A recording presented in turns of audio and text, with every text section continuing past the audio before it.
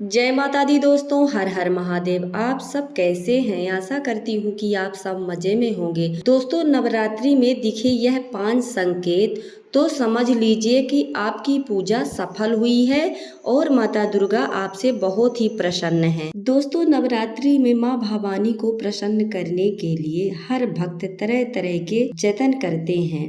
माँ सभी को आशीर्वाद भी देती हैं, लेकिन अक्सर लोगों के मन में यह सवाल उठता है कि भक्तों को कैसे पता चले कि भगवान उनसे प्रसन्न है। दोस्तों, नवरात्रि शुरू होने से पहले कलश स्थापना करते हैं, जौ बोते हैं और अखंड ज्योति जलाते हैं।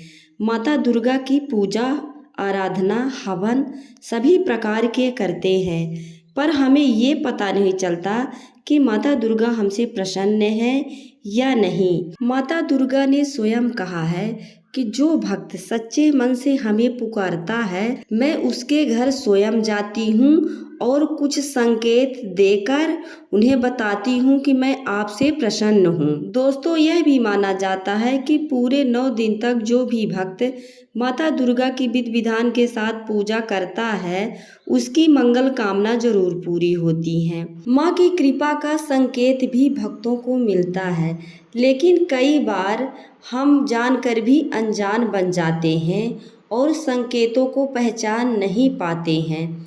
तो ज्योतिष में कुछ उपाय बताए गए हैं। अगर आपको नवरात्रि में ऐसा संकेत मिलते हैं तो समझ लीजिए कि माता दुर्गा आपसे प्रसन्न है और स्वयं आपके घर में वह पधारी भी हैं। नवरात्रि में माता की आराधना तो सभी करते हैं, लेकिन कुछ भाग्यशाली ही होते हैं जिन पर माता अपनी कृपा बरसाती हैं। अगर माता दुर्गा प्रसन्न हो जाती हैं तो जिंदगी को खुशियों से भर देती हैं।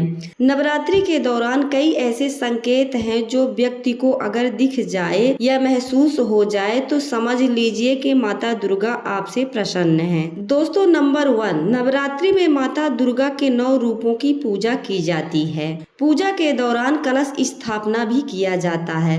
कलश स्थापना में जौ भी बोया जाता है। अगर आप नवरात्रि में जौ बोए हैं और जौ सही तरीके से उग आए तो समझ लीजिए कि माता दुर्गा आपसे प्रसन्न है।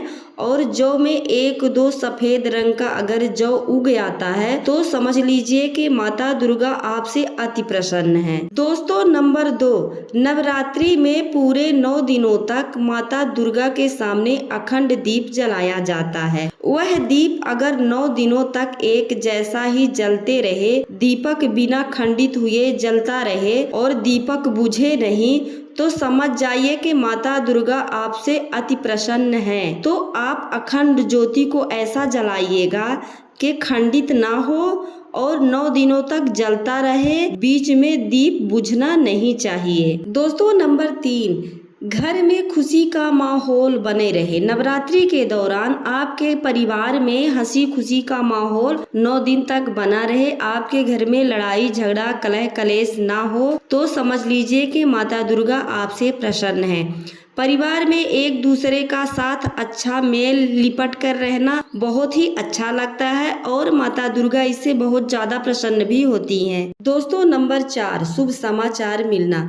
नवरात्रि के दौरान परिवार के किसी सदस्य को खुश रहना, जैसे मान लीजिए कोई नौकरी का कागज आ जाए या फिर कोई बिजनेस या कुछ भी हो सकता है। अगर नवरात्रि के दौरान शुभ समाचार मिल जाए जातक को तो समझ लीजिए कि माता दुर्गा आपके पूजा से अति प्रसन्न है, क्योंकि माता दुर्गा के आशीर्वाद से ही शुभ समाचार की प्राप्ति होती है। अगर आपके परिवार में कोई नया समाचार आता है तो समझ लीजिए कि माता दुर्गा का आशीर्वाद आपके परिवार के ऊपर बना है। दोस्तों, नंबर 5, स्वप्न शास्त्र के अनुसार नवरात्रि के दिनों में माता दुर्गा का दर्शन होना।